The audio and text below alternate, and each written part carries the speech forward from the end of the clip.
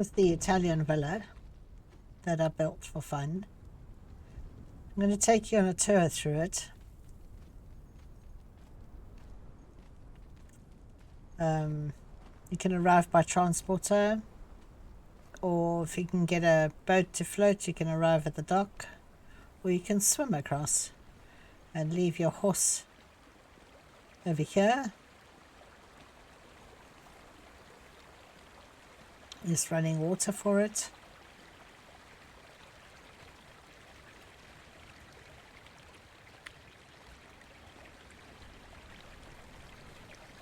Some of the gardens are quite old and they're in a bit of ruins, but the rest has been revamped. This is the pathway to the bathhouse, the side of the house, main house. And then this is the pathway, the main pathway entrance to the front of the house.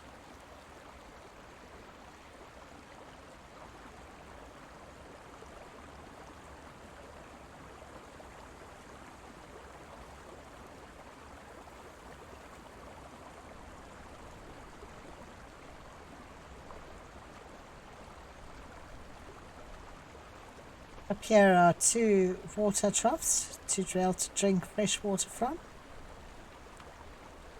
and the cooling plants and the cooling fountain here in the square in the center. Cools the air, you know. And then to this right we have a library, small little library tucked away. I haven't any doors because the rest of the clans need to be able to walk around the house, so that's why there's no doors. Dining room. I love this roofing. It's really, really pretty. And this is the pantry, red oven, table, and cooking. Another preparation table, stove. Sort of like a, I don't know what you'd call that. A fire, I suppose. This is the outside area with an outside cooking area and kitchen garden.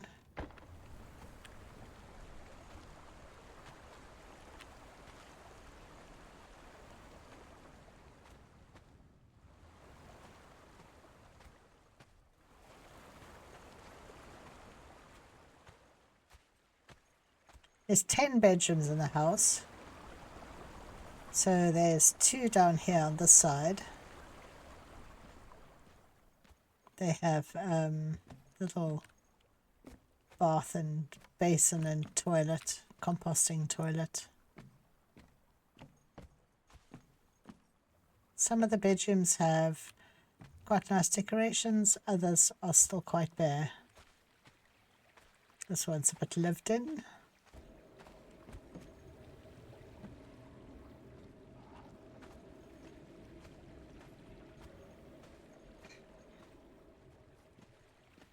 This is the exit to the back. Jennifer, my wolf, is busy guarding it. Yes, good girl. Then on this side of the courtyard we have another couple of few bedrooms. I think three bedrooms on the side.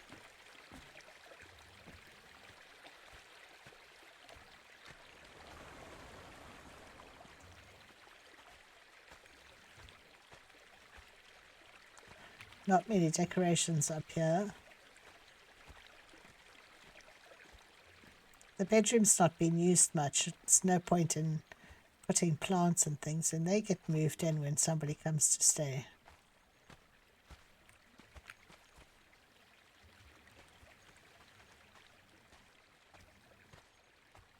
And around here is a hob.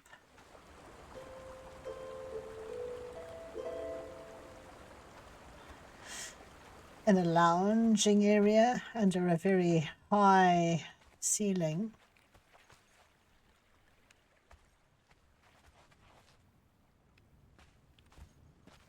And a nook to sit and read if you want to. Upstairs you look down on the plantings down below.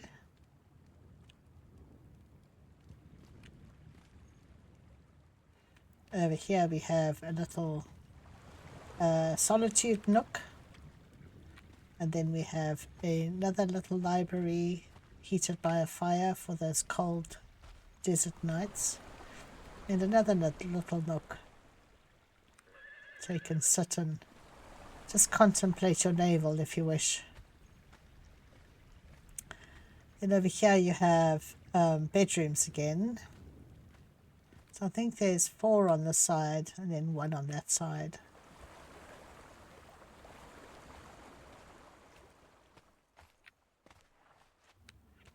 Basically all the same, but different. These 2 don't have a bath. They weren't big enough to put a bath in it, but then we have a bathhouse, so it's no great disaster. Anyway, children can sleep in these rooms and not be too fussed. Children spend all the day swimming in anyway, so I'm sure they get quite clean.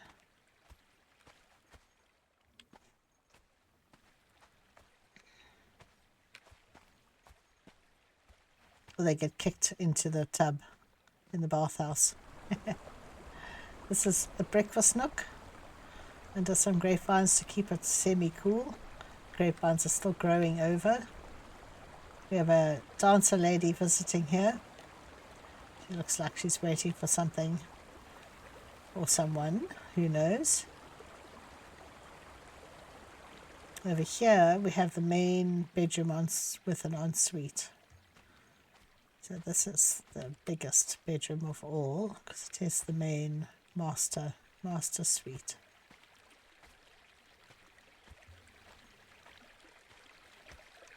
A couple of mannequins to hold the armor or the clothing.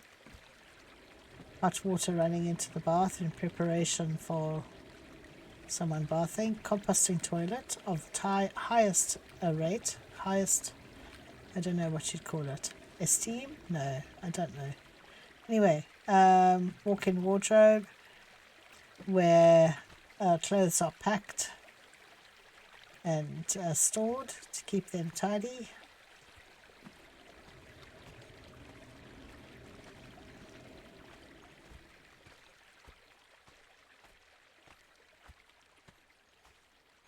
Well, that's bedroom number 10.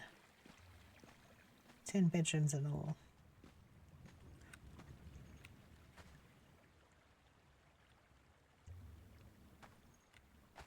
We have a few different angles and levels and so on.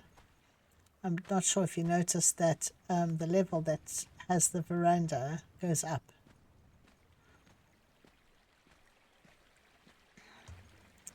So it goes up here, and this whole level is up just one notch and then down again. So it's up just one notch. There's a reason for that. It's because the roofing underneath was roofing, and if I tried to put a floor tile on top of that, the roofing stuck through the floor tile, so I had to lift it one notch so that it would sit. And then you won't see the actual roofing, even though when you look at it you see I did use actual roofing in this area to create this lovely curved style. I really like it. There's a room up there that we don't go to. It's just up there. Then down here is the back garden, which is more formal than the front garden because it's flatter and easier to do. And so I have a pathway going down the side here and into the wild over there, with ideas of extending the garden that side at some stage. And then here too, the same layout so that it's symmetrical and balances nicely. And then this goes out towards the bathhouse, which is over there, which I will show you in a little while. So when you come out of the back door here and you walk down the steps, your focus is on the fountain. And then beyond that you see the ocean. But you focus primarily on the fountain. And then around the fountain is a level, and then we dropped it down one level. So it sits on a sort of pedestal. And you can, go this way or out there. So there's avenues that are built it for so that there's room for expansion. So it drops down one level here too, but because the floor difference level, there's actual stairs, a couple of stairs here. But otherwise it's the same, both sides. And then down these stairs we have a pond, I suppose you'd call it, that I built. And this is by far my most favourite part of the whole build. I just absolutely love this pond. I'd love to have a pond like this in my garden. Oh, that would be wonderful. So wonderful. Anyway, that's the pond. And we could walk up this way, or we could walk up this way, but we will continue up here.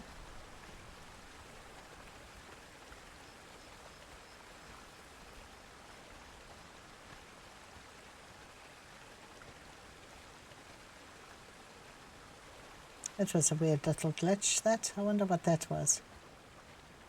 And we'll go outside.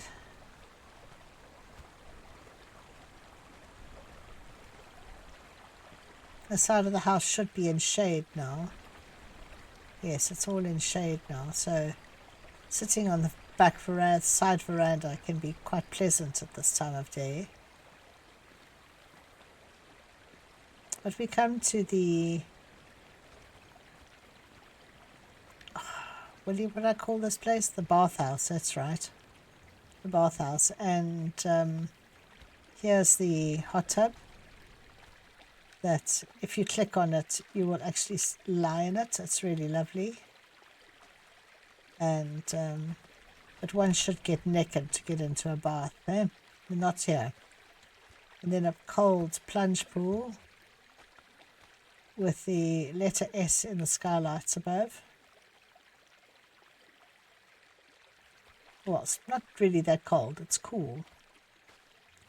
And then this is a masseuse table with the oils and the towels and so on. Somewhere to wash hands. Hand towels down below. Yeah. Underneath the veranda is a wood cutting station. So the wood can be cut and stored in the dry.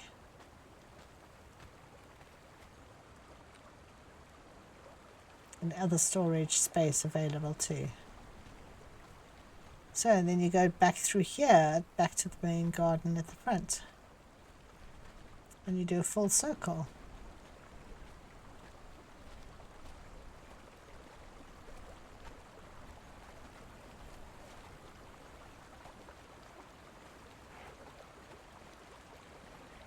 And that's the villa.